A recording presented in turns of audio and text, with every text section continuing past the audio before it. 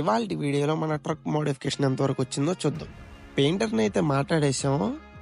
వాళ్ళ వెనకాల బాడీ మొత్తం మడ్ కోటింగ్ అయితే కొట్టేసుకున్నారు.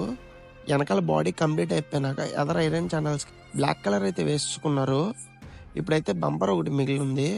బంపర్కి మడ్ కోటింగ్ వేసుకుని హోల్స్ పెట్టేసుకుని నీట్గా బిగించేసుకున్నారు. బంపర్ బిగించినాక ట్రక్ అయితే ఇలా ఉంది. ఈ లోపలైతే చెక్క వచ్చింది. చెక్క అన్లోడ్ చేసుకున్నారు. ఈ చెక్క దేనికి వాడుతున్నారో తెలియాలంటే మీరైతే నా అకౌంట్ సబ్స్క్రైబ్ చేసుకుని నెక్స్ట్ వీడియో కోసం వెయిట్ చేయండి. Bye friends.